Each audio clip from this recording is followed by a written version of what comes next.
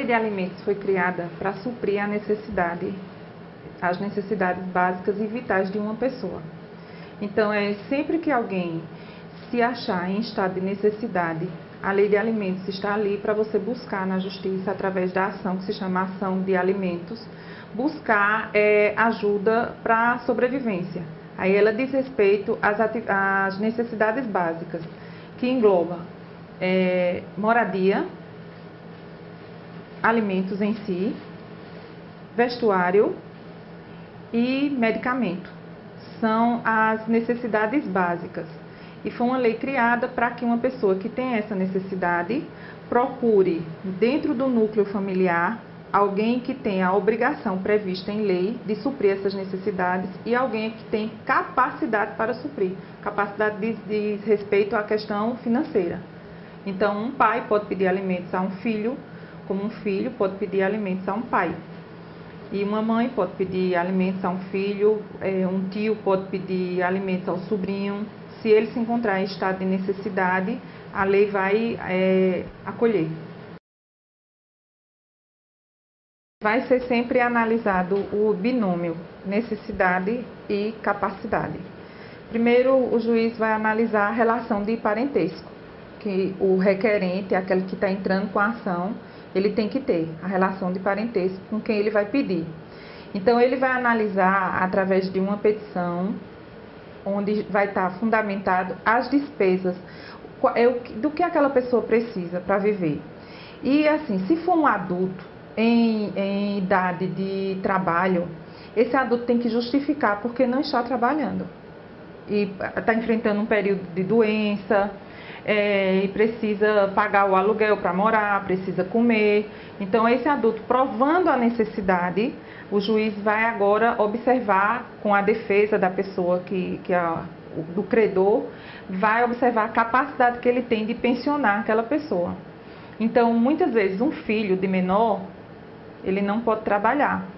Então, a mãe ingressa com a ação de alimentos contra o pai. Se na separação esse filho ficou com a mãe ingressa, relatando que quanto gasta de escola, plano de saúde, alimentos, paga de aluguel, lazer, está incorporado nisso. O juiz vai ver, pronto, é uma criança, não tem capacidade de trabalho, então ela tem a necessidade de receber aqueles alimentos. Vai ver se a mãe ou o pai, quem ficou com a criança, exerce atividade remunerada, porque o que o pai vai contribuir, se a criança tem, um exemplo, necessidade de receber por mês 2.000, então o juiz vai ver se a mãe também exerce atividade remunerada, porque a mãe vai contribuir com 1.000 e o pai com 1.000. Esse instituto da guarda compartilhada, ele é novo aqui, é uma lei nova. Antigamente, de regra, numa separação, a guarda ficava com a mãe. Até as pessoas comentam, mas é tão difícil tirar a guarda de uma mãe, tirar um filho da guarda de uma mãe. Hoje em dia, a partir de janeiro, nós temos uma lei que tornou a guarda compartilhada como regra. Agora, quando um casal se separa, a obrigação é do juiz decretar a guarda compartilhada entre o casal. E muitas dúvidas surgiram a partir de janeiro desse ano, 2015. Muitas dúvidas surgiram, como por exemplo, já que a guarda compartilhada prevê que os filhos permaneçam de forma igualitária com o pai e com a mãe, como é que o juiz vai arbitrar alimentos? E quem vai receber esses alimentos? Então, geralmente, na guarda compartilhada, apesar de ser um instituto novo, o que nós temos observado é o seguinte: o juiz determina que a obrigação de pagar colégio, plano de saúde e outra obrigação fica com o pai. A mãe vai arcar com alimentos e vestuários. Então, ele já separa a obrigação que cada um tem de arcar.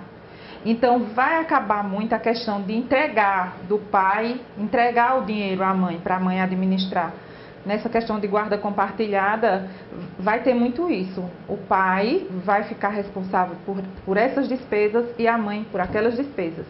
Se a mãe não trabalha, aí é outra história. Veja só, isso vai depender muito da quantidade de varas de família que tem numa comarca.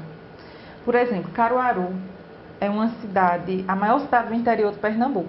mas por incrível que pareça, só tem 2 varas de família aqui. Uma vara de família recebeu a herança da antiga vara de assistência judiciária. Então, antigamente, a gente tinha uma vara que é como se fosse um hospital do SUS. Quem não tem condições de pagar processo às custas judiciais procuravam essa vara de assistência judiciária.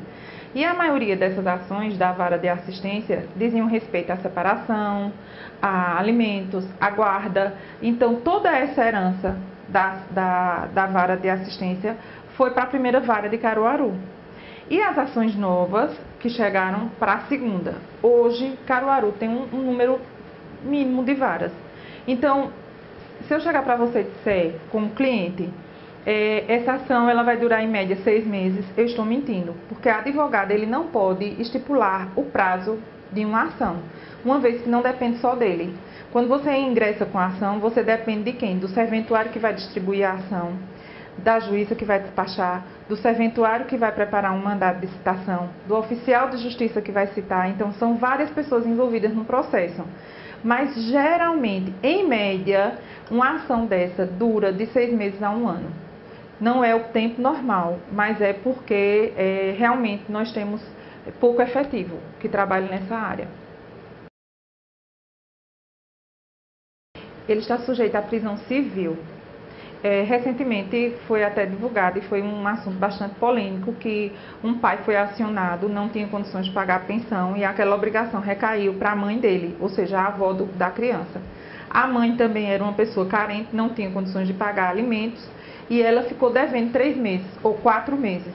Então foi decretada a prisão civil. A prisão civil é aquela que não é originária de um crime. Então tem a prisão criminal e a prisão civil. A prisão por alimentos, pelo não pagamento de alimentos, é prisão civil. Ela dura 90 dias. E se a parte não pagar, ela passa 90 dias na preso, certo? E depois ela é solta. Se ela não pagar de novo, ela volta e passa mais 90 dias. Então a pena pelo não pagamento de pensão é a prisão civil. Muita gente tem na cabeça que a maioridade, por si só, extingue a obrigação. Muitas vezes um pai é acionado na justiça. A mãe entra contra um pai e o filho tem 6 anos e o pai paga alimentos. Quando o filho completa 18 anos, o pai diz, bom, ele já completou 18 anos, eu paro de pagar. Não é assim. Se a pensão alimentícia ela for estipulada em juízo, então ela tem que ser encerrada em juízo. Então, não é pelo fato do filho ter completado 18 anos que o pai tem que parar de pagar a pensão, ou pai ou a mãe. Existem aí várias situações. Às vezes o filho, com 18 anos, acabou de passar numa faculdade e não exerce atividade remunerada e precisa daquele dinheiro para cursar. Então, existem casos que a pensão chega até os 26 anos, porque é o tempo médio de faculdade, entendeu? E até a justiça ainda dá um prazo para que aquele recém-formado se estabeleça no comércio. Na verdade, a obrigação de sustento de pai e mãe está prevista na lei. E a lei não estipula idade. Se uma mãe passa necessidade e vê seu filho exercendo uma atividade remunerada de bem, a mãe pode entrar na justiça pedindo alimentos. E é óbvio que a mãe não é de menor. Então, o fato de... muita gente confunde. Não, completou 18 anos, não tem direito a alimentos. Não existe esse limite de idade. Quando você vai procurar ou um núcleo de assistência judiciária ou um advogado, o que é que você tem que levar? Cópia de documentos pessoais, comprovante de residência, e você tem que levar ou certidão de casamento ou certidão de nascimento, ou algum outro documento que comprove que você tem um parentesco com aquela pessoa que você está entrando com a ação contra ela. Então, tem que existir um documento que comprove que você tem uma linha de parentesco com aquela outra pessoa que você está entrando. Se você vai entrar contra seu pai, você tem que levar a sua certidão de nascimento. Se você é mãe e vai entrar contra seu filho, você pede no cartório uma segunda via da certidão de nascimento dele e junta no processo. Além disso, é interessante que a pessoa leve uma lista para o advogado das despesas. Se houver comprovação, melhor ainda. Uma lista, quanto é que eu gasto de supermercado? Aí você leva aquela fita do supermercado, a despesa mensal. A despesa mensal, um boleto do plano de saúde, quanto é que você paga? Um colégio de uma criança, material escolar, roupa. Então, assim, sempre que um casal se separar e a um deles for dada a guarda do filho ou um deles ficar, é sempre bom guardar notas do que você gasta com aquela criança, para no futuro, se você precisar comprovar aquelas despesas, você ter como comprovar. O juiz ele vai sopesar a necessidade e a capacidade. Então ele vai encontrar ali um valor. Se a pessoa que vai pagar alimentos, ele é um profissional liberal, então o juiz geralmente ele arbitra os alimentos, ele fixa os alimentos em percentual do salário mínimo. Ele pode fixar 30% do salário mínimo, 50% do salário mínimo. Ele pode fixar em 2 salários mínimos, em 3 salários mínimos. Então, sempre que houver reajuste do salário mínimo, essa pensão vai ser reajustada. Caso a pessoa tenha um contra-cheque, seja um funcionário registrado, então o juiz vai ver o que? A capacidade, vai saber quanto essa pessoa ganha por mês, vai fixar o alimento e vai determinar que aquilo ali seja descontado um percentual em cima do salário dele na folha de pagamento. Então, sempre que aquele funcionário tiver um reajuste salarial, a pensão também vai ser reajustada.